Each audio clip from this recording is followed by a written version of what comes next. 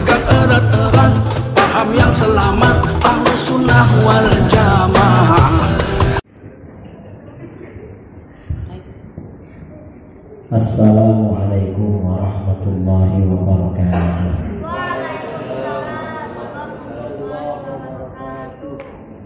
Bismillahirrahmanirrahim. Alhamdulillahirabbil alamin. Lahul hamdu wa lahul fadlu wa lahus tsana'ul hasan. Asyhadu an la ilaha illallah wahdahu la syarika lah.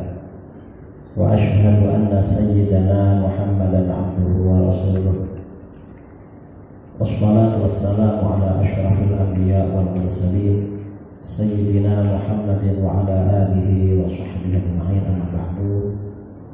Para asatid pimpinan dari Hamas Pusat ya, Ustaz Ahmad Nurul Khalil, kemudian pengurus Hamas Surabaya di Winsa, saudara moderator, dan para peserta seminar pagi dan sampai siang ini yang juga saya hormati.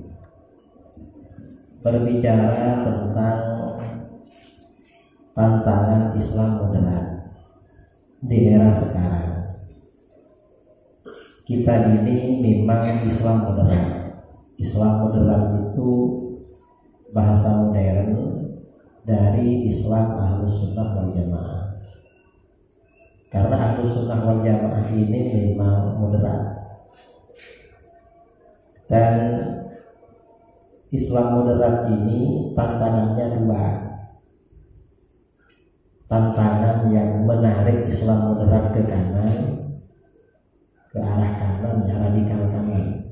Yang radikal kanan ini katakanlah seperti Wahabi atau Salafi, ini kan tantangan juga. Ada yang menarik Islam moderat ke arah kiri. Yang ke arah kiri ini seperti liberalisme, pluralisme. Ini sama-sama menjadi tantangan bagi kelompok Islam moderat. Nah, masyarakat Islam moderat yang ada di kampus-kampus ini tantangannya berbeda. Untuk di kampus-kampus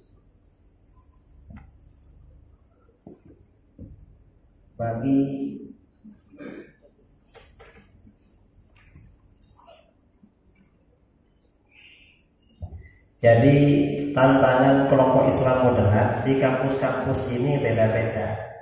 Bagi yang kuliahnya di kampus-kampus umum, artinya bukan kampus-kampus Islam, ini tantangannya yang banyak itu kelompok radikal kanan, Salafi, Wahabi. Kalau dulu seperti HTI. Sehingga aliran-aliran ini yang mengajak kelompok moderat ini, Islam moderat, ke Salafi, Wahabi, HTI, dan semacamnya. Kalau di Surabaya yang ramai ya di mana? Pokoknya di luar Winsa ini, yang kampus-kampus umum itu. Kalau di kampus-kampus Islam seperti UIN, IAIN, STAIN, ini tantangannya ada juga kadang dari kelompok kanan, tapi jarang. Yang banyak itu malah kelompok kiri, yaitu liberalisme, pluralisme. Ini tantangan. Ini kalau di kampus. Kalau di kalangan masyarakat, terutama masyarakat perkotaan, apalagi masyarakat perumahan, ini yang banyak kelompok Islam kanan, kelompok radikal kanan seperti Salafi, Wahabi. Ini yang banyak terjadi di mana-mana, terutama di daerah-daerah perkotaan yang ekonominya bagus. Ini tantangan kelompok radikal kanan ini biasanya kuat, karena mereka juga mencari lahan-lahan basah, donatur-donatur yang banyak uangnya untuk membiayai pergerakan mereka. Nah, tantangan yang sulit dijawab termasuk oleh kalangan para asatid di mana-mana. Saya mengikuti dialog ya, menjadi penceramah di mana-mana.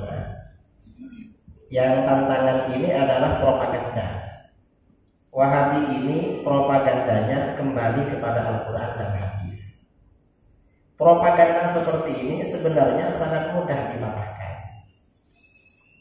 Mengapa mudah dipatahkan? Kita kembali pada paradigma awal Ahlus Sunnah wal Jamaah, bahwa di dalam Ahlus Sunnah wal Jamaah dalil yang disepakati itu ada 4: Al-Quran, hadis, ijma, qiyas.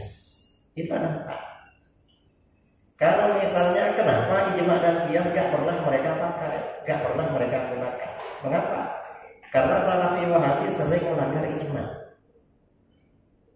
Dan dulu di kalangan salaf yang menolak ijma itu aliran-aliran yang dianggap radikal kiri, atau kita anggap aliran sesat, seperti Firqah Mu'tazilah, Syiah, Khawarij. Itu menolak otoritas ijma. Salafi Wahabi menolak ijma, berarti gabung dengan mereka. Ini mereka. Kemudian kembali pada 2 sumber yang pertama, Al-Quran dan hadis. Mereka sering mengklaim kembali kepada Al-Quran dan hadis. Pertama, kembali kepada Al-Quran ini juga bagian dari propaganda mereka.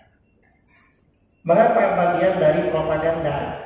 Karena yang dimaksud kembali kepada Al-Quran bukan kembali kepada ayat-ayat Al-Quran dari awal sampai akhir seperti yang dipahami oleh ulama salaf dulu. Dipahami, ditafsirkan oleh para ulama ahli tafsir, bukan. Yang dimaksud kembali kepada Al-Quran itu hanya kembali pada beberapa ayat saja.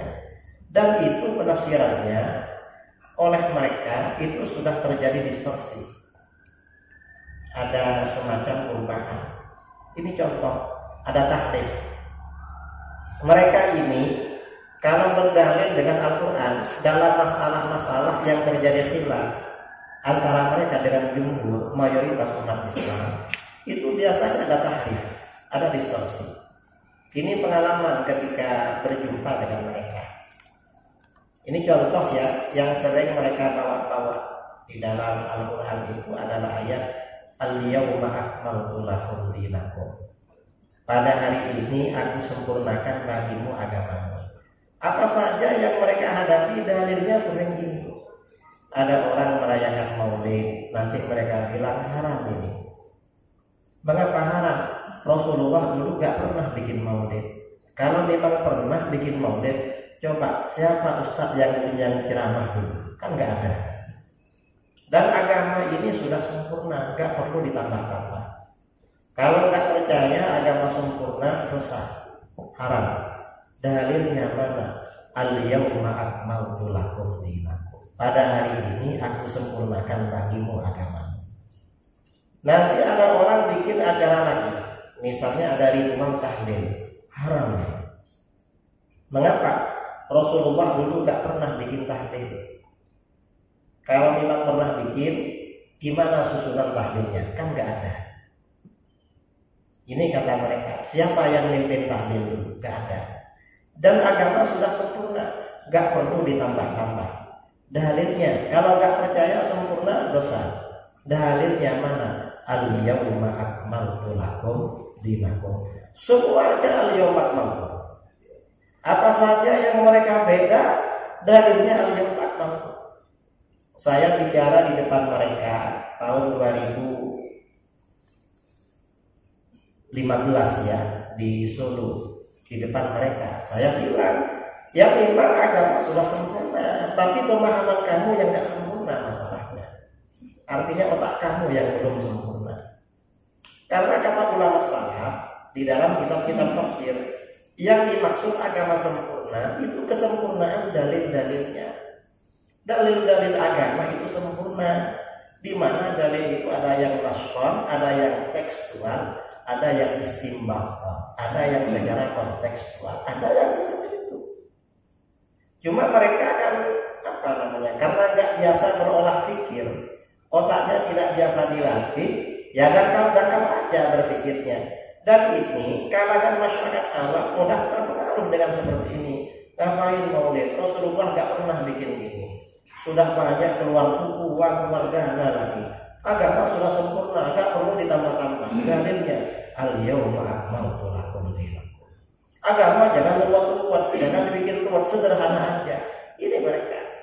Ini tantangan bagi saudara besok kalau sudah keluar ya dari Winsa berkiprah di masyarakat. Ini dalil Al-Quran. Jadi dalilnya ini al-yauma akmaltu ini dalilnya jadi dalil dorongan, jadi dalil umum. Apa saja pakai dalil ini. Padahal kita lama belajar di pondok, tiap bab itu ayatnya beda-beda. Tiap persoalan dalilnya beda-beda. Begitu masuk ke wacana Salafi Wahabi, semua ayatnya satu aja, al-yauma akmaltu. Padahal di kitab-kitab fikih kita agak pernah jumpa al-yauma akmaltu jadi dalil. Ya cuma di kalangan Salafi Wahabi. Ini artinya apa namanya ya? Ini distorsi terhadap dalil. Kemudian juga kembali kepada hadis. Kembali kepada hadis ini juga tidak serius mereka. Jadi kembali kepada hadis artinya bukan berarti kembali pada kitab-kitab hadis seperti semua hadis-hadis dan seperti yang difahami disyarah oleh para ulama ahli hadis. Tapi biasanya kembali kepada hadis versi mereka Salafi Wahabi ya satu hadis saja. Yang sering mereka sampaikan hadis itu apa? Kullu bid'atin dhalalah. Semua bid'ah adalah sesat. Apa saja dasarnya itu? Ada orang bikin maulid haram. Mengapa? Rasulullah tidak pernah bikin. Terus berarti perkara baru itu bid'ah. Kalau bid'ah ya sesat. Dalilnya kullu bid'atin dhalalah. Semua persoalan pakai ini. Saya dialog dengan mereka di Balikpapan. Saya jelaskan pembahasan masalah bid'ah ini ulama salaf sudah selesai. Imam Syafi'i mengatakan bid'ah dibagi menjadi dua dan itu cukup. Bid'ah perkataan Syafi'i ini cukup. Dan para ulama yang membagi bid'ah menjadi dua, ada bid'ah hasanah, bid'ah yang baik, bid'ah sayyi'ah. Dasar hadisnya itu lebih dari 300 hadis. Hadisnya lebih 300. Anda menolak bid'ah hasanah, dasarnya mana? Kan cuma satu. Oh cuma satu hadisnya. Saya tanya yang Wahabi, Anda ikut mazhab apa? Kami ikut ahli hadis. Loh, kalau ahli hadis, hadisnya apa cuma satu? Berarti kalau begitu Anda bukan ahli hadis. Apa? Anda ini yang layak disebut pengikut ahli hadas. Dan itu hadas akbar. Ini mereka. Artinya apa? Mereka ini suka propaganda kembali pada Quran dan hadis. Tapi gak ngerti maksudnya apa. Artinya terjadi distorsi ya, itu hanya propaganda. Kemudian ijma ini mereka tidak mau. Lalu kias ini apalagi? Mereka tidak mau sama kias. Karena mereka tidak mau sama kias, kita sampaikan kias ini dalilnya Ahlus Sunnah sejak masa salaf, sejak masa sahabat. Ini kias. Dan kias ini perintah Al-Quran. Mengapa kias perintah Al-Quran? Di dalam Al-Quran Allah berfirman, "Fa'tabiru ya ulil absar." Ambillah pelajaran wahai orang-orang yang punya wawasan. Mengambil pelajaran ini artinya apa? Perkara-perkara yang tidak disebutkan hukumnya di dalam Al-Quran dan hadis, maka hukumnya dikiaskan, dianalogikan, disamakan dengan apa-apa yang telah disebutkan di dalam Al-Quran dan hadis. Ini namanya kan mengambil pelajaran. Ini dalil kias. Dan kias ini mu'tabar. Karena Ahlus Sunnah ini dalilnya memang Al-Quran, hadis, ijma, kias. Dan sebagian besar persoalan dalilnya kias. Ini contoh di dalam Al-Quran menyakiti orang tua. Yang dilarang itu cuma dua. Apa? Pertama berkata uf. Uf itu artinya kan sikap yang menunjukkan seakan-akan seorang anak bosan merawat orang tua. Yang kedua membentak. Kan cuma dua. Kalau tidak ada kias ini bahaya.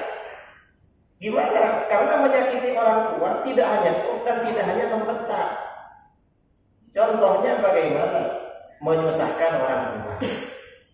Itu juga menyakiti. Makanya kata para ulama, melakukan perbuatan yang menyebabkan orang tua susah itu gak boleh. Ya pokoknya perbuatan, misalnya membuat orang tua malu, itu gak boleh. Dan termasuk menyakiti orang tua, melaporkan sesuatu yang membuat orang tua sedih, itu gak boleh juga, menyakiti. Mengapa? Dikiaskan. Bahkan lebih ekstrim lagi. Kalau nggak ada kias, gimana kalau seorang anak misalnya mengambil asetnya orang tua lalu dijual? Kalau jumpa dia cium tangan, nunduk-nunduk, tapi orang tuanya masuk, asetnya diambil dijual. Kira-kira menyakiti apa enggak? Kan sama aja sebenarnya ini. Sama. Ini kias. Begitu dalil-dalil kias disampaikan, Wahabi ini apa? Lalu mereka bikin aturan baru. Kata mereka, la qiyasa fil ibadah. Tidak ada kias dalam masalah ibadah. Karena khilafiyah mereka dengan kita yang banyak masalah ibadah. Seperti kita baca usolli, itu kan kias, berarti kias. Atau misalnya seperti sholat qobliyah Jumat, ada dalil hadisnya, dalil kiasnya. Dan banyak amalan-amalan seperti maulid Nabi, itu kan kias. Nah, begitu dalil kias disampaikan, mereka bikin aturan lagi, kias gak ada di dalam ibadah, kata mereka. Dan ini masalah lagi bagi mereka, Salafi Wahabi. Mengapa? Justru contoh-contoh kias yang diajarkan oleh baginda Rasulullah SAW di dalam hadis-hadis sahih, kebanyakan kasusnya itu masalah ibadah. Contoh-contoh kias. Kok mereka bikin gak ada kias dalam ibadah?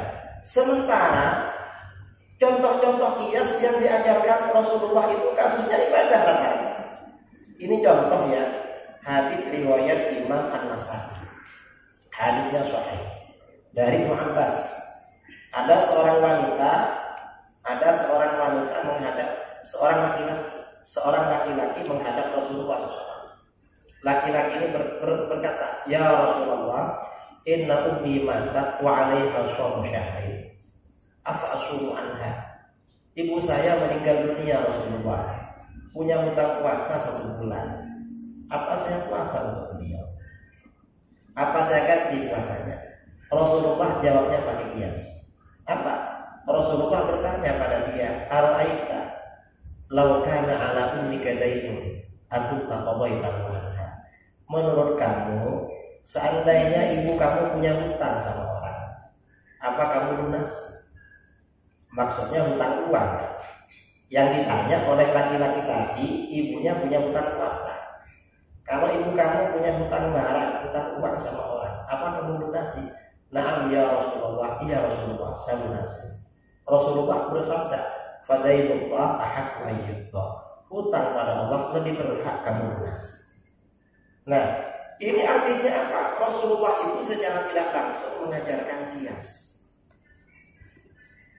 Ibadah dikiaskan pada yang bukan ibadah. Yang ditanya hutang puasa, jawabannya hutang uang. Ini berarti kan kias. Hadisnya sahih. Ini yang apa? Hutang ya, hutang puasa ibadah. Contoh lain kasus ibadah kan. Sayyidina Umar bin Al-Khattab, hadis riwayat Imam Ahmad, Abu Dawud, At-Tirmidzi, An-Nasai, Ibnu Majah. Dari Sayyidina Umar. Sayyidina Umar berkata, "Kashashtu yawman faqabbaltu wa ana shahid." Suatu hari saya ini girang, senang sekali. Karena senang sekali, langsung menghampiri istri saya cium. Padahal saya puasa. Seorang suami ini kalau lagi senang, biasanya hormonnya naik. Kalau lagi suka, gak mikir sama istrinya. Ini yang sudah menikah yang tahu ya. Kamu yang belum ini belum tahu. Dan gak apa-apa gak tahu ya. Nah, akhirnya apa? Saya ini puasa karena kira menyium istri. Akhirnya fa'ataitu Rasulullah SAW. Saya mendatangi Rasulullah. Fakultu, lalu aku bertanya, Ya Rasulullah, laqad shana'tul yawma amran 'azima. Rasulullah, saya ini hari ini berbuat salah besar, melakukan kesalahan besar. Qabbaltu wa ana shaqim. Saya ini mencium istri saya padahal saya puasa. Gimana puasa saya? Apa jawaban Rasulullah? Rasulullah jawabannya pakai kias. Ara'aita law tabattat bima'in wa anta shaqim. Menurut kamu, seandainya kamu berkumur dengan air padahal kamu puasa, gimana puasa kamu? Sayyidina Umar menjawab, "La saya Rasulullah, gak apa-apa, kan berkumur." Lalu Rasulullah bersabda, "Falimah idza." Kalau begitu kenapa? Oh, cuma mencium. Artinya apa? Mencium istri hukumnya sama dengan berkumur bagi orang berpuasa. Kalau berkumur itu puasa gak batal, berarti mencium gak batal juga. Kalau lebih dari mencium, berarti bukan berkumur, berarti minum. Kalau minum berarti batal puasanya. Nah, ini artinya apa? Ini kias dalam ibadah. Kias dalam ibadah itu terjadi. Dan saudara ya, ini anak-anak kampus ini harus tahu seperti ini. Karena nanti menjelaskan kepada masyarakat. Ini contoh kias dalam ibadah puasa, ibadah sholat. Kias dalam ibadah sholat. Hadis riwayat Imam Ahmad, hadisnya sahih. Dari Ibnu Abbas radhiyallahu anhu, Ibnu Abbas berkata, "Ataitu Rasulullah sallallahu alaihi wasallam fi akhiril lail." Saya mendatangi Rasulullah sallallahu alaihi wasallam pada akhir malam. Ibnu Abbas ini biasa masuk rumah Rasulullah karena salah satu istrinya itu ada yang bibinya Ibnu Abbas, istri Rasulullah, yaitu Siti Maimunah. Siti Maimunah ini kakak adik dengan ibunya Ibnu Abbas. Sampai di situ, fasalla Rasulullah sallallahu alaihi wasallam. Lalu Rasulullah sholat tahajud. Faqumtu khalfahu. Faqumtu khalfahu. Lalu aku berdiri di belakang beliau, mau menjadi makmum. Ternyata apa? Fa'akhadha biyadi fajarrani bihilati. Rasulullah ambil tanganku, lalu aku ditariknya lurus dengan beliau. Falamma aqbala Rasulullah sallallahu alaihi wasallam ala sholati khadistu. Setelah Rasulullah fokus pada sholatnya, sudah takbir, saya mundur lagi. Jadi Abbas gak mau lurus. Falamma sharafa, ketika Rasulullah selesai sholat, Rasulullah bertanya, "Mana kayak Ibnu Abbas? Ja'altu kahiladi fatahnas." Ibnu Abbas, kamu ada apa? Kamu tadi kan saya luruskan dengan aku. Lalu kenapa mundur? Kan sudah aku luruskan. Coba Rasulullah ini Ibnu Wahabi pasti membid'ahkan sama Ibnu Abbas. Ibnu Abbas, kamu saya luruskan mundur, bid'ahkan. Ternyata Rasulullah kan enggak. Padahal ajaran Rasulullah kan sunnah ini. Diluruskan oleh Rasulullah, tapi mundur. Ditanya alasannya, kenapa kamu mundur? Ibnu Abbas jawabnya pakai kias. Ya Rasulullah, awayam bagi li ahadin ayyusalli hila'an wa anta Rasulullah alladhi a'tana. Hai Rasulullah, apakah pantas bagi seseorang sholat lurus dengan engkau? Sedangkan engkau ini kan Rasulullah yang diberikan derajat yang luhur. Artinya apa? Rasulullah ini derajatnya akan di depan kami. Artinya secara derajat kami gak lurus dengan Rasulullah. Maka sholat pun gak layak kalau lurus di belakangnya mestinya. Kan begitu. Ini artinya apa? Ibnu Abbas menganalogikan, mengkiaskan berdiri dalam sholat dengan Rasulullah dikiaskan dengan derajat Rasulullah. Karena Rasulullah derajatnya di depan, maka sholatnya di depan juga. Bukan lurus, derajatnya beda. Ini ijtihad Ibnu Abbas ini yang diambil oleh Imam Syafi'i. Makmum itu kalau sendirian agak ke belakang sedikit, gak pas lurus. Kalau Wahabi kalau sendirian lurus. Kalau kita ikut Ibnu Abbas, mengapa? Karena menjaga adab. Alasannya kata Imam Syafi'i menjaga adab. Setelah Ibnu Abbas berkata begitu, apa yang terjadi? Fa'ajabahu. Ternyata jawaban saya membuat Rasulullah SAW kagum. Senang Rasulullah. Karena senang, wada'allah li ayyazidani ilman wa fiqhan. Rasulullah mendoakan aku kepada Allah agar Allah menambah aku ilmu pengetahuan dan fikih, kemampuan dalam agama. Ini kias. Nah, ini artinya apa? Ini kias dalam ibadah. Jadi artinya apa? Pada masa Rasulullah, seorang sahabat yang melakukan kias akan mendapat penghargaan. Oleh Rasulullah dihargai, bahkan didoakan, bertambah alim dan bertambah cerdas. Ini gak seperti Wahabi. Wahabi ini orang yang melakukan kias malah dilecehkan. Kan gak sesuai dengan sunnah. Gak sesuai dengan sunnah. Ini Wahabi. Nah, karenanya kias ini oleh para ulama tetap dijalankan. Setelah Rasulullah SAW wafat, Khulafaur Rasyidin juga melakukan kias. Ada kias-kias yang diriwayatkan dari Khulafaur Rasyidin. Ini contohnya ya, miqat ibadah haji. Ini ijtihadnya Sayyidina Umar. Jadi setelah dalam hadis riwayat Bukhari dari Abdullah bin Umar, lamma futiha hadzal misran ayil Basrah wal Kufah, ja'u ila Umar. Setelah Basrah dan Kufah di Irak ditaklukkan pada masa Khalifah Umar kan itu penaklukan. Orang Islam dari Irak datang kepada Sayyidina Umar. Setelah datang faqalu, lalu mereka berkata, ya Amirul Mukminin, inna Rasulullah SAW hadda li ahli Najdin qardan. Hai Amirul Mukminin, Rasulullah ini dulu membuat batas miqat. Miqat itu batas melakukan ihram ya, ihram ketika haji atau umrah.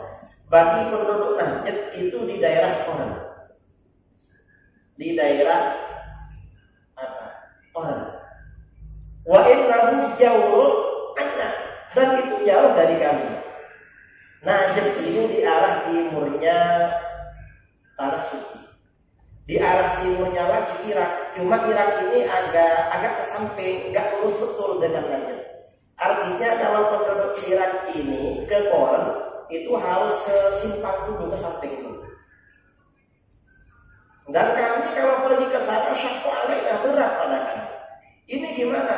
Akhirnya apa? Kata Sayyidina Umar, unzuru halwahu min tariqikum. Coba kamu lihat yang lurus dengan Qarn dari jalan arah kalian. Daerah yang lurus dengan Qarn itu daerah mana? Ternyata yang lurus dengan Qarn itu adalah daerah Zatul Irqin. Akhirnya apa? Zatul Irqin ini dikiaskan oleh Sayyidina Umar dijadikan miqatnya penduduk Irak. Penduduk Irak. Artinya apa? Ini ibadah haji, miqatnya ini pakai kias. Dan di dalam kitab-kitab fikih Syafi'i, Imam Ibnu Hajar Al-Haytami dalam Tuhfah dan lain-lainnya mentaklek orang yang dari arah timur, yang dari mana ini? Entah arah mana? Yang pesawatnya mendarat di Jeddah, kata Imam Ibnu Hajar, maka kata beliau, kalau antara Jeddah dengan Qarn dan Zatul Irqin ini jaraknya sama, berarti miqat ketika ihram haji atau umrah dari Jeddah ini hukumnya sah. Dan banyak saudara-saudara kita yang mendarat di Jeddah miqatnya dari situ. Ternyata oleh ashab Syafi'iyah, murid-murid beliau, setelah diukur jaraknya dari Jeddah ke Mekah dengan dari Qarn dan Zatul Irqin ke Mekah, ternyata Jeddah ini lebih dekat, kurang jaraknya. Karenanya sebagian ulama tidak mengesahkan. Sebagian kiai biasanya pakaian ihram ada yang dari Jakarta, dari Surabaya pada waktu berangkat haji. Biar di pesawat nggak perlu ganti baju, karena ganti baju di pesawat itu repot. Sudah pakai di sini.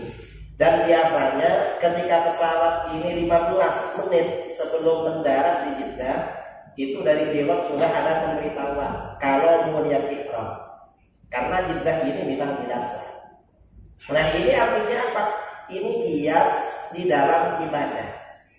Ini contoh lagi ya, kias di dalam ibadah. Saya ini banyak membicarakan kias, dalil-dalil kias, karena Wahabi sangat menolak kias.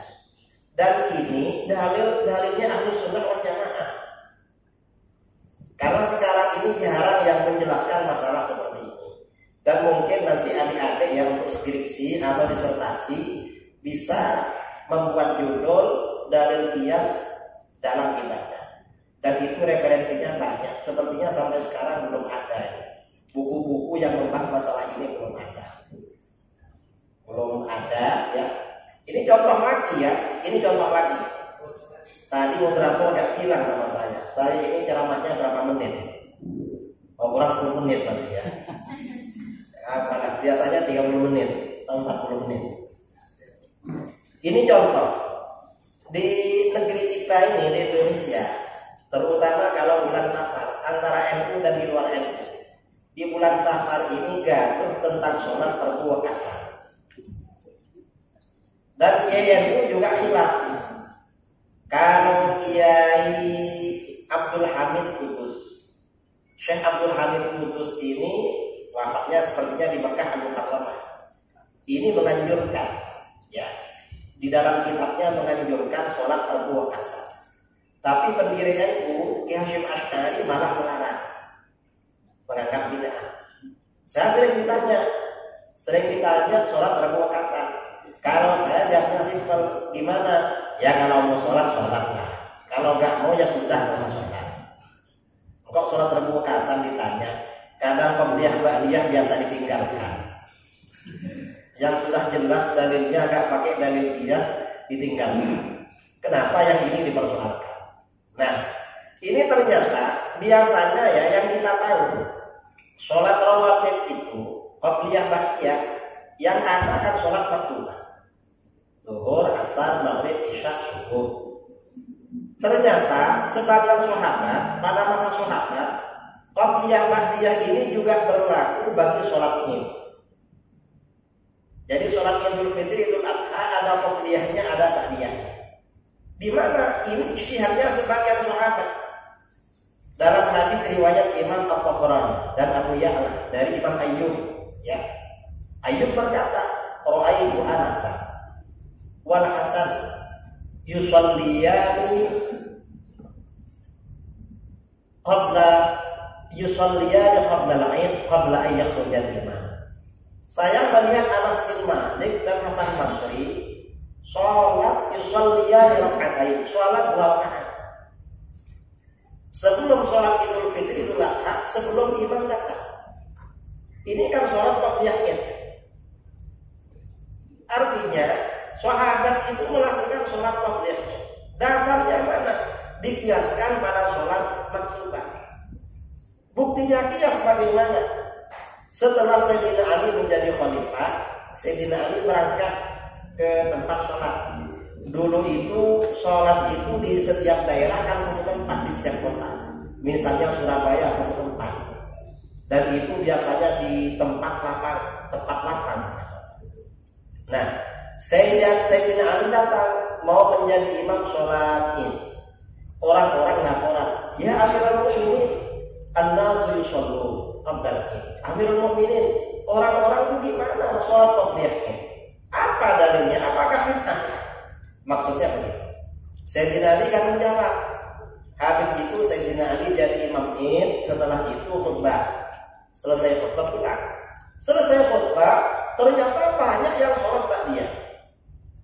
Akhirnya orang-orang protes, "Ya Amirul Mukminin, an-nas yusallu." Itu orang sholat lagi, gimana hukumnya itu? Apa jawaban Sayyidina Ali? Kata Sayyidina Ali, kalau kamu tanya sholat qabliyah ba'diyah Id ini, apakah Rasulullah pernah mengerjakan? Rasulullah tidak pernah mengerjakan sholat qabliyah dan ba'diyah Id. Tapi kalau kamu menyuruh saya melarang, saya tidak akan melarang. Mengapa? Yang melarang sholat dalam Al-Quran itu Abu Jahal. Yang melarang sholat di dalam Al-Quran, "Ara'aital ladzi yanha 'abdan idza shalla." Tahukah kamu seseorang yang melarang seorang hamba ketika sholat? Itu kan Abu Jahal. Masa saya mau ikut Abu Jahal? Maksudnya kan begitu. Artinya apa? Sayyidina Ali gak berani melarang orang sholat di mana sholat ini hasil produk kias. Dan beliau kalau melarang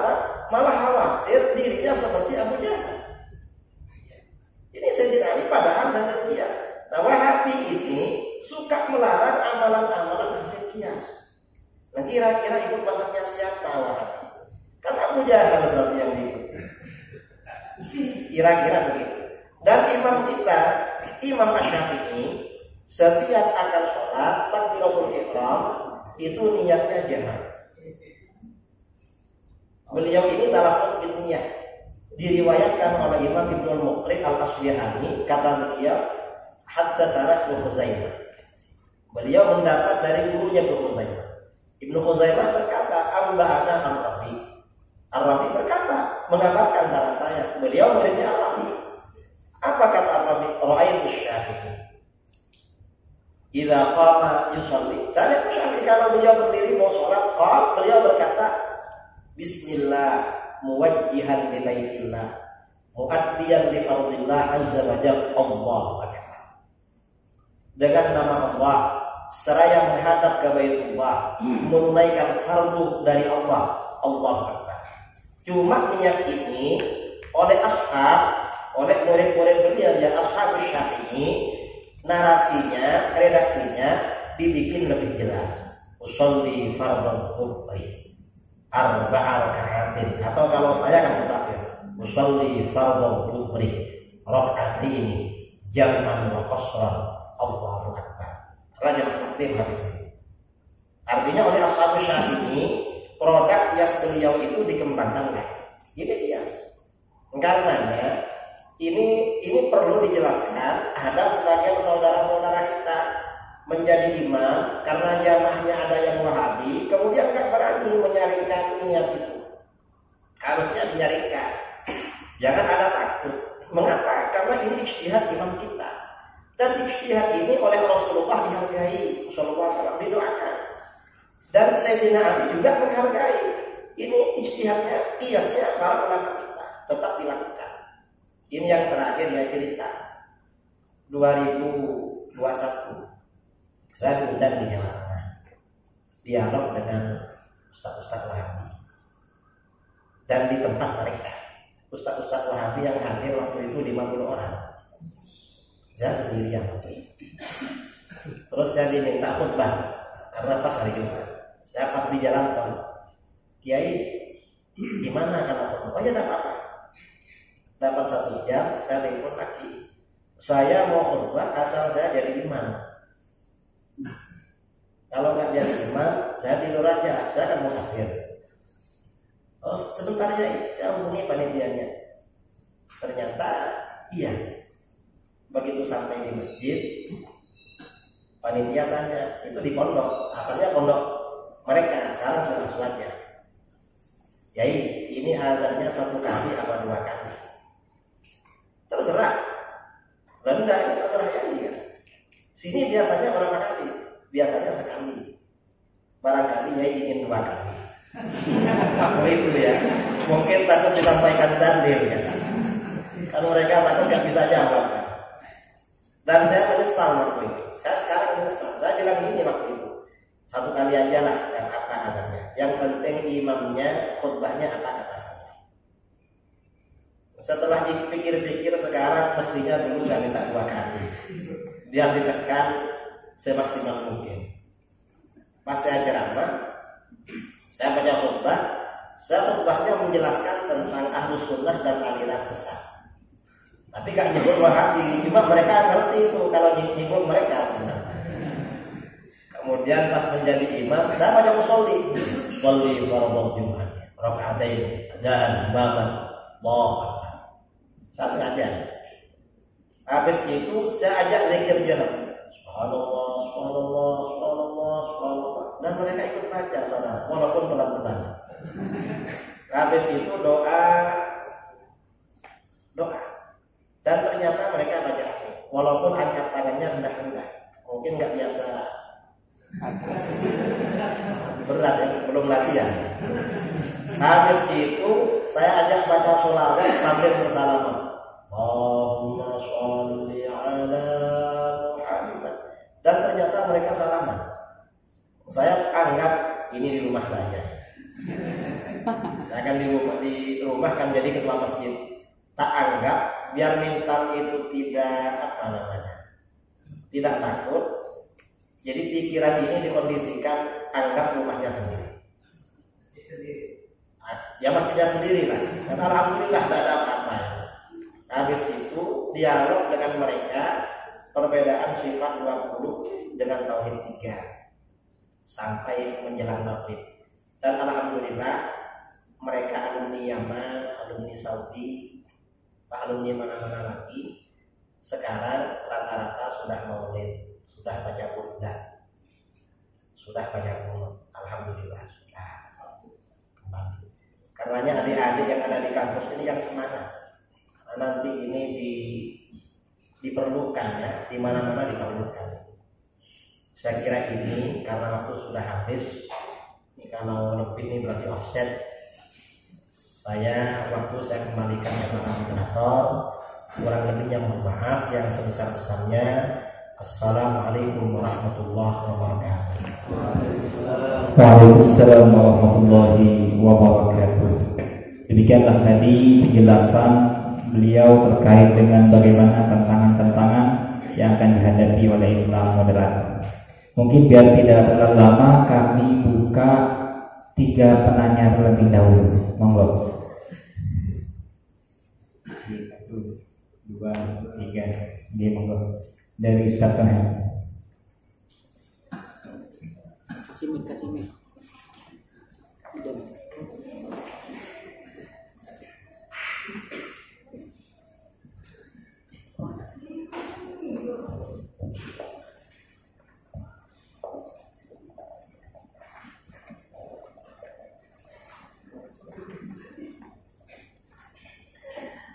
Terima kasih atas waktunya kepada moderator dan ahlan wa sahlan kepada Kiai pemateri Kiai Terserumdi. Ini tema kita kan aswaja. Jadi kata kuncinya itu aswaja, kemudian moderat. Ini kita perlu didudukkan dulu, karena mungkin teman-teman mahasiswa ini masih merawat imajinasinya aswaja dengan moderat ini. Artinya barangkali Kiai bisa lebih mempertegas identifikasinya. Aswaja itu artinya secara kriteria, bukan kelompok tertentu kesiapan enggak, tapi lebih kepada kriteria. Karena nanti kalau sifatnya masuk di kriteria, maka ada potensi-potensi banyak kelompok yang masuk, atau barangkali nanti malah justru hanya satu kelompok yang masuk. Jadi artinya saya perlu identifikasi yang jelas. Pertama aswaja, kemudian moderat, tengah yang sementara dibuka oleh Kiai dengan yang ke kiri itu liberal, kemudian yang ke kanan itu Salafi Wahabi yang menjadi pokok kajian di pagi hari ini. Nah itu, saya kira itu saja. Terima kasih.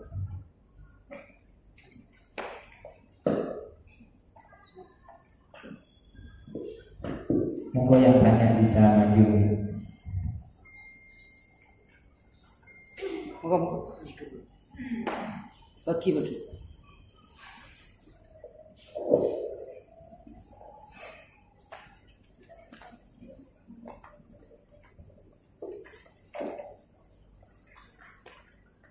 Terima kasih moderator, terima kasih Kiai. Hari ini begitu banyak pencerahan yang disampaikan oleh pemateri. Baru kemarin kami dari teman-teman dari kampus swasta, yang notabene memang bukan kampus muslim atau bukan kampus yang berwawasan Ahlus Sunnah wal Jamaah. Itu ada beberapa teman kami mahasiswa itu yang secara penampilan mereka sudah menggambarkan Wahabi atau Salafi di salah satu kampus swasta. Kemudian beberapa waktu yang lalu dia mencoba untuk membuat status yang dalam tanda petik itu bahasa kami memojokkan kita yang ada di Nahdlatul Ulama, khususnya seperti itu, sampai mengatakan bahwasanya amaliyah yang kita lakukan itu adalah bid'ah. Betul yang disampaikan Kiai, dalil yang disampaikan cuma satu hadis ya. Jadi masalah itu saja. Nah mungkin pertanyaan kami gitu ya. Kemarin sempat kami itu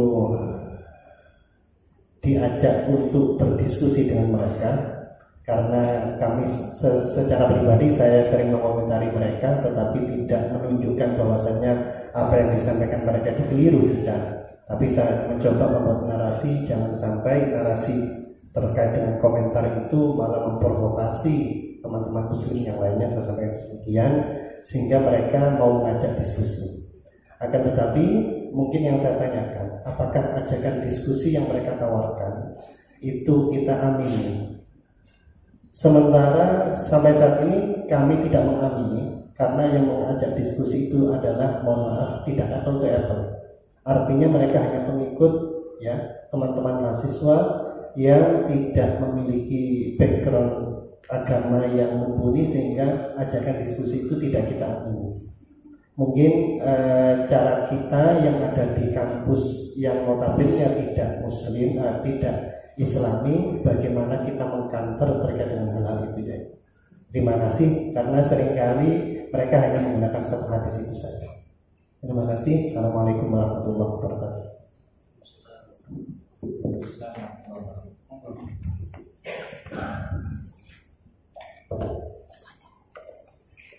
Bismillahirrahmanirrahim. Assalamualaikum warahmatullahi wabarakatuh. Terima kasih atas waktunya. Yang saya pahami, Kiai, semenjak saya sadar kalau hidup itu susah. Yang pertama adalah bahwa setiap kepala itu memiliki cara pandang, cara berpikir, dan memiliki kebenarannya masing-masing. Sering merasa benar sendiri dan melupakan kebenaran orang lain. Di kampus ini saya sudah berkali-kali dan juga sudah sering berhadapan dengan orang-orang yang serong kanan itu. Beberapa kali bahkan kadang sampai terjadi kontak fisik, hampir diusir pernah juga dari kelas. Dan itu agak menegangkan sebetulnya. Cuma memang yang saya pahami itu ya, karena memang kadang mereka sadar, cuma kenapa kok masih ada di sana. Kalau kita menghadapi orang-orang yang memang cara berpikirnya yang salah, mungkin masih bisa dirubah. Cuma kalau berhadapan dengan orang yang mereka tahu itu keliru, tapi kemudian kenapa kok mereka masih tetap berada di sana, di lingkup cara berpikir itu. Nah ini biasanya orang-orang yang seperti ini akan sangat getol terus-terusan, sekalipun mereka kalah debat, kalah cara berpikir, kalah secara dalil, mereka akan tetap menyebarkan apa yang mereka yakini itu. Yang saya minta adalah cara menanggapi orang-orang seperti itu. Diserang terus, dilawan terus, kita capek sendiri, mereka gak berhenti-berhenti dan juga tetap gak mau. Tapi kalau dibiarkan, mereka malah melonjak terus-terusan. Terima kasih. Assalamualaikum warahmatullahi wabarakatuh. Waalaikumsalam warahmatullahi wabarakatuh. Ini mungkin ada 3 pertanyaan yang disampaikan oleh teman-teman. Yang pertama adalah meminta untuk identifikasi atau kriteria lebih jelas lagi terkait dengan aswaja itu sendiri dan moderat, agar kita bisa mengidentifikasi orang-orang yang mana yang aswaja dan mana yang moderat atau seperti apa. Makasih ya. Berbicara tentang Islam moderat. Islam moderat itu Islam wasati. Jadi sejak tahun-tahun terakhir ini wacana yang dimunculkan di Timur Tengah seperti di Azhar, oleh Syekhul Azhar, al-Islam al-wasati. Kita terjemahkan Islam moderat. Sebenarnya Islam moderat ini Ahlus Sunnah wal Jamaah maksudnya. Nah, yang perlu kita tahu itu kriterianya apa saja. Kalau kita berbicara Islam wasati atau Islam Ahlus Sunnah wal Jamaah, yang paling mudah kita merujuk pada hadis-hadis perpecahan umat. Karena di situ kita bisa memunculkan kriteria. Misalnya hadis riwayat Imam Muslim, innahu may ya'ish ba'di fasayara ikhtilafan katsira. Siapa yang hidup sepeninggalku maka akan melihat banyak perbedaan. Jadi kata Rasulullah, nanti setelah saya nggak ada banyak perbedaan. Mana yang diikuti? Fa'alaikum bisunnati wa sunnatil khulafa'ir rasyidin. Maka berpeganglah kamu pada sunnahku dan sunnah khulafa'ir rasyidin. Golongan yang berpegang dengan sunnah Rasul dan sunnah khulafa'ir rasyidin, ini namanya golongan ahlus sunnah wal jamaah. Ahlus sunnah itu artinya pengikut sunnah Rasul. Jamaah itu artinya pengikut jamaah para sahabat yang dipimpin atau terutama khulafaur rasyidin. Hadis riwayat Imam Tirmidzi. Rasulullah SAW bersabda, "Sataftariqu ummati ala 73 millah, kulluha finnar illa millatan wahidah." Umatku akan pecah menjadi 73 golongan. Semuanya akan masuk neraka kecuali satu golongan yang selamat. Satu. Para sahabat bertanya, "Man hiya ya Rasulullah?" Siapa satu yang selamat? Rasulullah menjawab, "Ma'ana alaihi al-yawma wa ashabi." Golongan yang mengikuti ajaran hari ini dan ajaran para sahabat. Nah, golongan yang mengikuti ajaran Nabi dan sahabat disebut ahlus sunnah wal jamaah. Ahlus sunnah itu sunnah pengikut sunnah Rasul, jamaah itu artinya pengikut jamaah para sahabat. Kemudian dalam hadis lain riwayat Imam Al-Hakim, satu golongan yang selamat, satu versi riwayat al-Islam wa jama'atuhum. Yang selamat itu ya orang Islam dan jamaah mereka. Jamaah ini artinya perkumpulan besar mereka. Perkumpulan terbesar. Ini jamaah. Mengapa terbesar? Karena di dalam hadis lain diriwayatkan as-sawadul aqwa, golongan mayoritas. Nah, dari sini akhirnya bisa diambil beberapa kesimpulan. Ahlus sunnah wal jamaah itu adalah golongan yang mengikuti sunnah Rasul, sunnah khulafaur rasyidin, mengikuti ajaran para sahabat dan merupakan golongan mayoritas. Ambillah 4, sebenarnya masih banyak hadis lain, cuma yang simpel 4 mayoritas. Dari 4 kriteria ini, siapa yang paling layak disebut ahlus sunnah wal jamaah? Dari 4 kriteria ini, maka yang layak disebut ahlus sunnah wal jamaah adalah ahlus sunnah wal jamaah, berarti mayoritas umat Islam di mana di dalam fikih mengikuti salah satu mazhab yang 4, Hanafi, Maliki, Syafi'i, Hambali. Di luar mazhab 4 berarti bukan ahlus sunnah wal jamaah. Yang sekarang maksudnya seperti Khawarij, Syiah, ya, kemudian anti mazhab. Kelompok anti mazhab juga bukan ahlus sunnah wal jamaah. Dan dalil-dalilnya kalau mazhabul arba'ah yang disepakati tadi, Al-Qur'an, hadis, ijma', qiyas. Di dalam akidah ini poin pertama. Poin kedua, mayoritas umat Islam ini di dalam akidah mengikuti salah satu mazhab yang 2, mazhab Asy'ari, mazhab Maturidi. Di luar Asy'ari Maturidi berarti bukan ahlus sunnah wal jamaah. Kalau era sekarang, siapa yang di luar Asy'ari Maturidi? Syiah Imaniyah di Iran, Syiah Zaidiyah di Yaman, Khawarij Ibadiyah di Oman. Kemudian Wahabi, Salafi Wahabi. Ini juga bukan Asy'ari Maturidi. Di dalam tasawuf, poin yang ketiga, karena Islam ini kan ada 3 pilar sesuai dengan hadis sahih riwayat Imam Muslim. Ketika malaikat Jibril datang kepada Rasulullah SAW ketika duduk-duduk bersama para sahabat. Ya, kan pertanyaan ketiga tentang ihsan. Karenanya di dalam tasawuf ahlus sunnah mengikuti mazhabnya Imam Junaid al-Baghdadi, mengikuti mazhabnya Imam Junaid. Kalau sebagian kita di NU ada yang menambah Imam Al-Ghazali. Kalau saya setuju dengan tambahan itu, karena di dalam literatur klasik yang disebut dengan Syekhul Ta'ifah, Imam Ta'ifah as-Sufiyah, Imam Junaid, Imam Al-Ghazali ini generasi abad ke-6, sudah bukan generasi salaf. Cuma kalau di internal NU saya agak berani menyampaikan kalau bukan mahasiswa.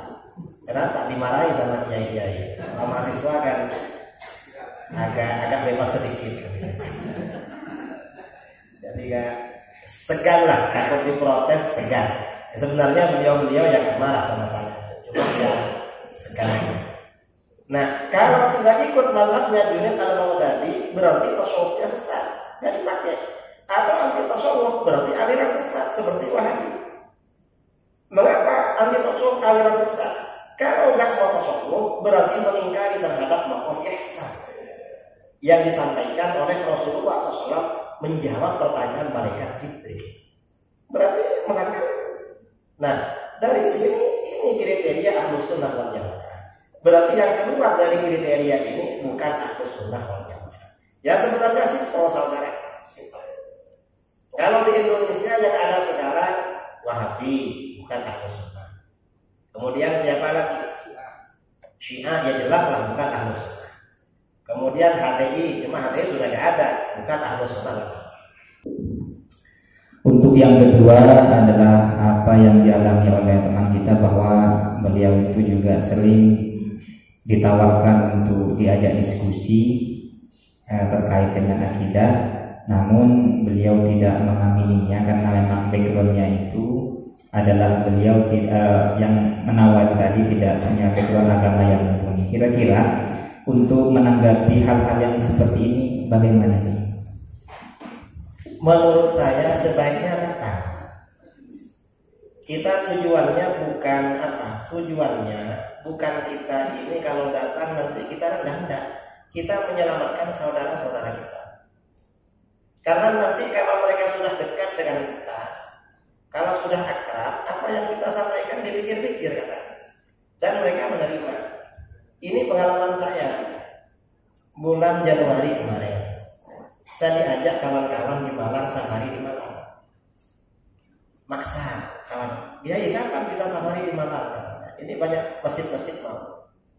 Ternyata acara di masjid itu dibatalkan. Waktu itu berapa tempat? Akhirnya didaftarkan di Masjid Muhammadiyah. Saya marah-marah waktu itu. Saya kok dimasukkan ke Masjid Muhammadiyah? Saya ini NU. Loh, mereka mau biaya. Mereka tidak mau. Akhirnya saya konsultasi dengan Gus Ali di Malang. Gus, gimana Gus? Saya ini sama kawan-kawan, kebetulan siangnya zuhur saya di pesantren beliau.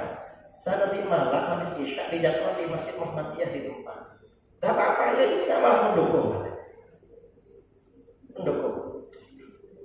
Akhirnya saya ganti pakai jubah yang bagus. Dan yang bagus harganya 1 juta lebih. Saya pakai waktu itu. Kan harus tampil, bajunya kan harus bagus kan. Karena orang melihat baju orang lain bagus kan agak segan daripada yang bajunya yang kurang bagus. Saya pakai baju bagus ya. Begitu nyampe di sana habis maghrib, acaranya habis isya. Namanya orang Muhammadiyah. Kalau orang NU jumpa kan kalau nggak cium tangan merangkul. Kalau nggak cium tangan mencium dada, cium dada. Biasa-biasa aja sarapannya gini. Tak enak jadinya. Gini sarapannya ini. Kayak kawannya ini. Akhirnya saya diminta jadi imam isya. Saya jadi imam. Habis jadi imam, saya zikir jahar. Habis zikir jahar, saya doa bersama. Dan mereka amin saudara. Padahal mereka kan anti seperti itu. Habis itu saya ceramah. Yang saya ceramahkan itu isinya maulid. Tapi saya nggak bilang maulid. Saya bilang kita ini wajib mengagungkan baginda Rasulullah SAW. Kita yang harus tahu kepribadian beliau, keagungan beliau harus tahu. Kalau enggak bahaya. Cuma waktu itu saya benturkan dengan Islam liberal. Mereka kan sebenarnya liberal ini asal apa namanya? Kalau kita ini main pingpong, atau pingpong, kan di Solo itu kan nggak langsung masuk, kan dibenturkan aja. Nanti benturannya di sana, hanya umpan aja sebenarnya. Mereka kan semangat kalau liberal gini-gini, padahal ingin menjelaskan keagungan Rasulullah SAW. Yang seperti diterangkan di Maulid, tapi saya nggak bilang Maulid, karena saya tahu mereka anti Maulid. Yang saya sampaikan Al-Quran hadis, dalam Al-Quran dan ini gak gue dalam hadis begitu. Ulama falak. Akhirnya apa? Selesai acara, mungkin karena sudah akidah yang sahih itu masuk, hatinya berubah menjadi lembut. Cium tangan semua habis. Dan mereka bilang, Kiai kapan kesini lagi? Itu kalau ada anak-anak NU yang rutin ke situ, mungkin jadi Muhammad NU. Artinya Muhammadiyah tapi NU. Kalau saran saya, datangnya aja. Dan kita yang ikhlas memang. Gak apa-apa, mungkin awal-awal mereka gak hormat. Gak apa-apa. Nanti lama-lama bisa hormat. Kita tujuannya menyebarkan ilmu kan seperti itu kan. Rasulullah waktu ke Taif itu bukan cuma gak dicium saudara, dilempar batu. Yang kita ini kan gak ada yang melempar batu. Ya paling ya cuma dijemur. Ya gak apa, bikin-bikin. Tapi kan berani di depan kita. Kalau dilempar batu, kondisikan aja. Atau bawa pansor. Insya Allah bawa pansor itu aman. Saya kira seperti itu. Untuk pertanyaan ketiga ialah terkait dengan cara menanggapi orang yang sudah salah, tahu salah namun masih ngeyel, apalagi bisa sampai melakukan kontak fisik, itu kira-kira bagaimana nih? Menanggapi mereka ini, jadi orang-orang di luar Ahlus Sunnah, ada yang mereka bertahan di sana karena syubhat. Artinya karena mereka agak tahu dalil yang benar yang salah. Kalau yang bertahan itu karena syubhat, itu disampaikan dalil gampang sadar. Gampang. Yang kedua, ada orang yang bertahan itu bukan karena syubhat, tapi karena apa? Karena fulus. Karena gajinya dari situ. Kalau itu bertahan karena gajinya dari situ, ya tetap bertahan. Cuma biasanya kalau persoalan yang kita sampaikan dalilnya mematahkan, mereka agak berani ngomong lagi. Biasanya. Dan jangan patah arang masalahnya. Tetap aja disampaikan. Barangkali ada yang lain yang mendengarkan, nanti kembali kepada Ahlus Sunnah wal Jamaah. Jadi gak perlu khawatir seperti itu. Ini banyak terjadi. Kalau memang karena ini faktor ekonomi buat mereka ini sulit, kecuali kalau kita ngasih gantinya. Kamu jadi Wahabi berapa gajinya? Nih, tak gaji sekian. Tapi dari mana kita sendiri juga pusing jadi uang? Kok mau menggaji mereka? Ini yang dikatakan oleh Imam Izzuddin bin Abdissalam yang nggak bisa sadar itu disuhtin yakulu aw qutamin yakulu. Artinya ya karena ini. Dan Ustaz-Ustaz Wahabi itu gajinya berapa? Ustaz-Ustaz Salafi Wahabi itu dulu gajinya $1.500 US. Yang ngaku ke saya mantan mereka. Saya pernah jumpa mantan Ustaz Wahabi di Bogor. Tapi sudah jadi aswaja. Kiai tahu berapa gajinya Ustaz Salafi? Saya nggak tahu. Saya tahu ya. Berapa? $1.500. Kok tahu? Saya mantan Kiai. Saya sekian tahun. Ini disampaikan, diviralkan sama anak-anak Ibnu. Akhirnya Wahabi membuka, mana datanya? Oh, saya diminta datanya. Oh, yang terima bukan saya. Kan pasti gak punya kwitansinya. Yang punya kwitansi datanya ustaz-ustaznya itu mestinya diminta. Ini mereka. Pokoknya kita yang gak dapat gajinya malah diminta kwitansinya. Ya gak punya. Yang punya ya mereka. Mestinya begitu. Nah kalau yang seperti itu sulit. Dan gak mau berjumpa biasanya. Karena tahu kalau dalilnya gak ada. Mereka bukan mencari dalil, mencari dolar. Wallahu a'lam, itu masalahnya. Tapi tetap kita sampaikan. Mungkin masih ada yang mau ditanyakan.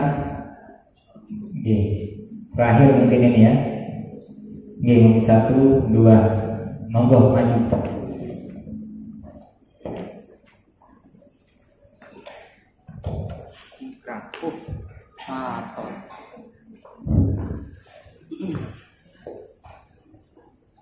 Oke.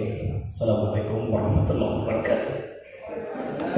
Langsung saja yang kami tanyakan, yang pertama berkenaan dengan pemahaman orang-orang Wahabi berkenaan dengan konsep bernegara. Ngapunten, kami secara pribadi sering mengikuti perdebatan panjenengan dengan beberapa tokoh-tokoh nasional di YouTube, dan jarang sekali kita dapati bahasan mereka secara spesifik berkenaan dengan konsep bernegara. Yang pertama. Kemudian yang kedua, Kalau Wahabi ini dalam perspektif umat muslim kebanyakan, terutama yang mayoritas di Indonesia, itu bertentangan dan berpotensi mengancam keberlangsungan Islam yang moderat di Indonesia, lalu mengapa tidak ada gerakan-gerakan yang terorganisir untuk mengcounter itu?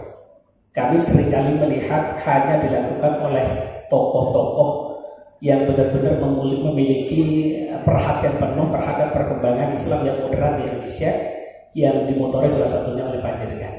Namun secara keorganisasian, misalnya Pengapunten, NU membentuk lembaga yang memang concern untuk mengcounter perkembangan Wahabi tersebut.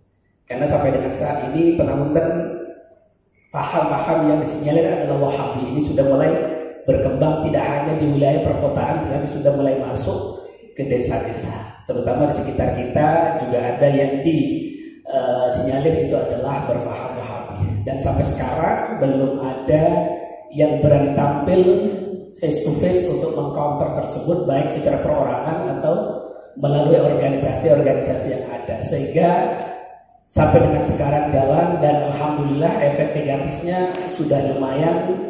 Di antara yang paling kita rasakan adalah adanya gesekan di bawah, di masyarakat awam, satu sama lain saling menyalahkan, satu sama lain tidak saling bersilaturahim. Kemudian yang ketiga, kemarin sempat muncul wacana di Indonesia sendiri, kalau tidak salah diajukan oleh orang-orang NU bahwa Wahabi ini bagaimana kalau dihapuskan layaknya FPI, Ngapunten layaknya HTI. Tetapi kemudian wacana itu sempat viral, tapi pada akhirnya buyar begitu saja. Nah, ini artinya barangkali secara substansi Wahabi ini tidak mengancam keberadaan azas bernegara di Indonesia atau bagaimana? Terima kasih.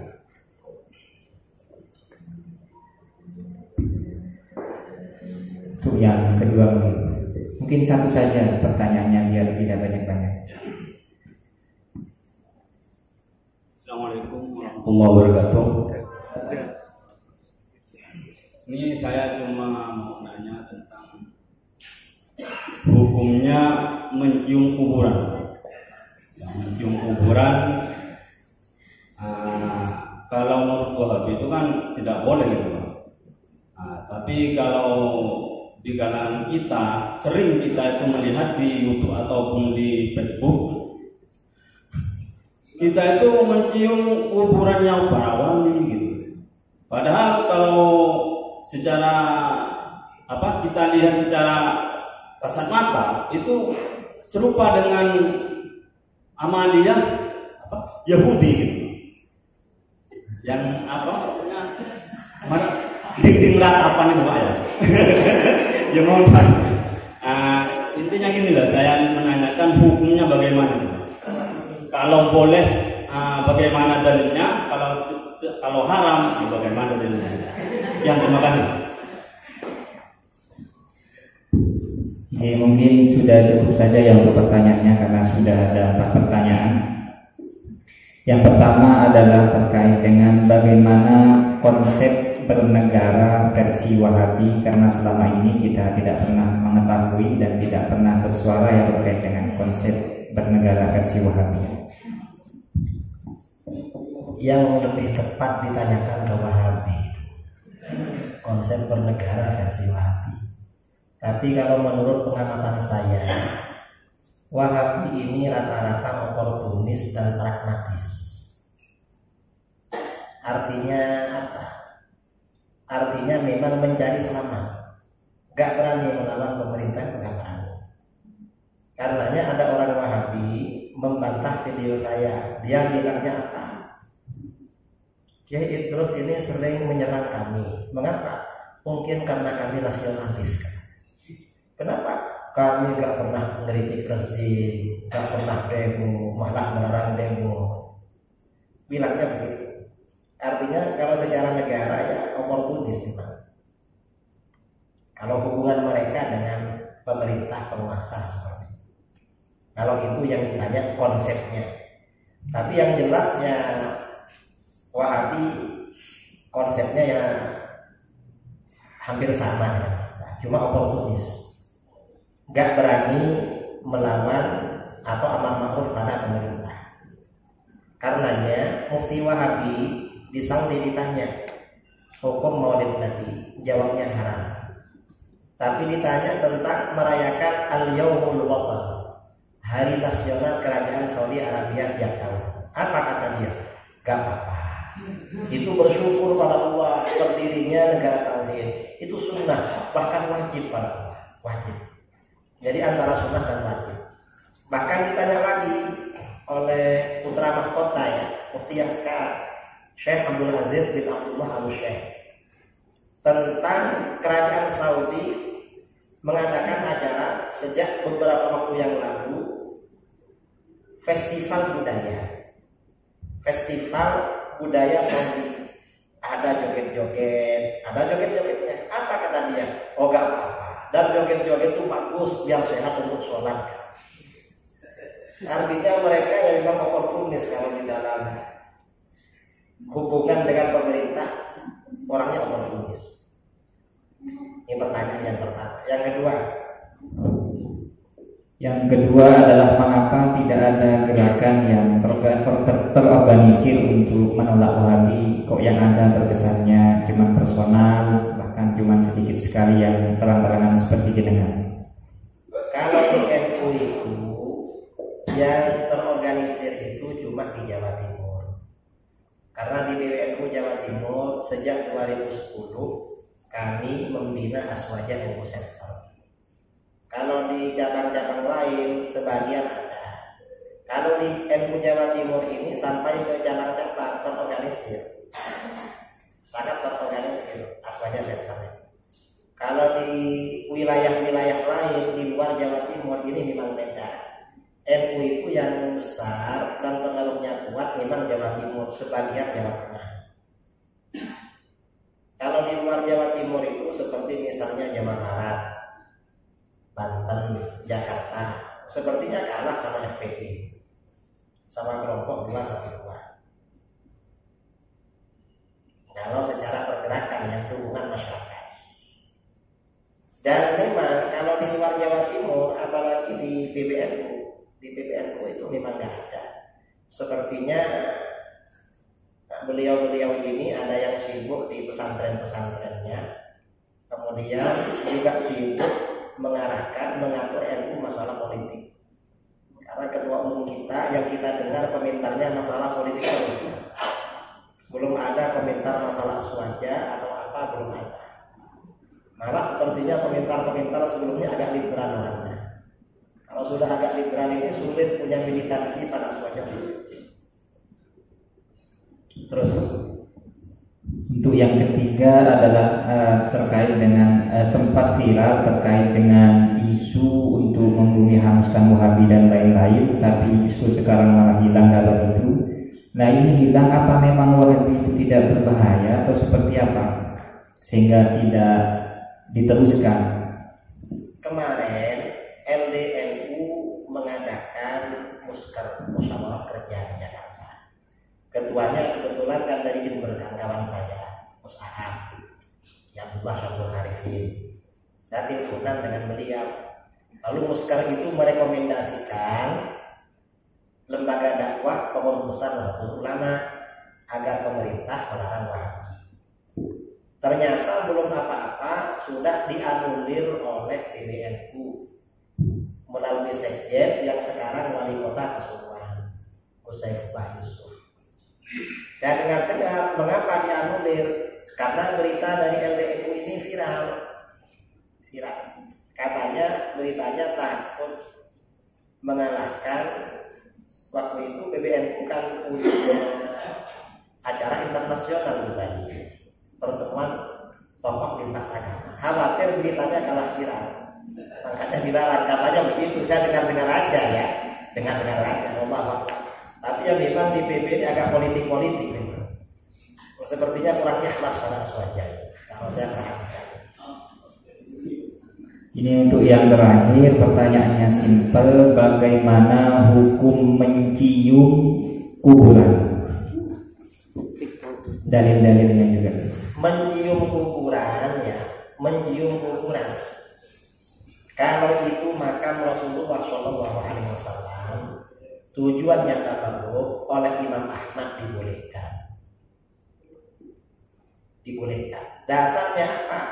Hadis dalam riwayat Imam Ahmad, sahabat Abu Ayyub Al-Ansari datang ke makam Rasulullah SAW, kepalanya diletakkan di makam. Kalau yang dimaksud kuburan ini kuburan selain Rasulullah, misalnya Sunan Ampel ya, para wali, para guru. Kalau mazhab Syafi'i bertabarruk ke makam dengan mengusap-usap, mencium-cium, itu hukumnya makruh, tidak dianjurkan. Tapi sebagian ulama Syafi'iyah, kalau itu karena ghalabatil ahwal itu artinya karena kondisi spiritual ya, karena sangat cintanya kepada Sunan Ampel sampai harus mencium. Sebagian ulama Syafi'i ada apa? Tapi bukan menyembah maksudnya. Namanya orang cinta. Orang cinta itu kan orang cinta sama kucing, kadang dicium-cium. Ada ya? Dari senangnya sama kucing sampai dicium. Iya. Topik. Jadi itu nggak apa-apa. Kalau tanya dalilnya, itu dalil kias juga yang membolehkan. Kalau dalil jelas sudah ada. Dalilnya tetap pakai dalil kias. Kiasnya di situ antara boleh dan tidak boleh. Kalau tidak ghalabatil ahwal, misalnya ziarah ke Sunan Ampel atau ke Sunan Giri atau ke mana Bangkalan itu ya, ke Tajasa, Syekh Holil, cium-cium gini. Kalau hatinya biasa-biasa nggak boleh itu, karena gayanya tok itu berarti. Yang boleh itu ya karena bawaan spiritual. Memang nggak tahan, harus mencium. Kan kadang ada orang karena rindunya sampai harus mencium, itu nggak apa-apa. Sebagian ulama Syafi'i. Kalau orangnya biasa-biasa nggak boleh itu, karena itu bikin-bikin namanya. Saya kira itu ya, karena sudah habis. Sudah. Dari saya kurang lebihnya mohon maaf. Assalamualaikum warahmatullahi wabarakatuh.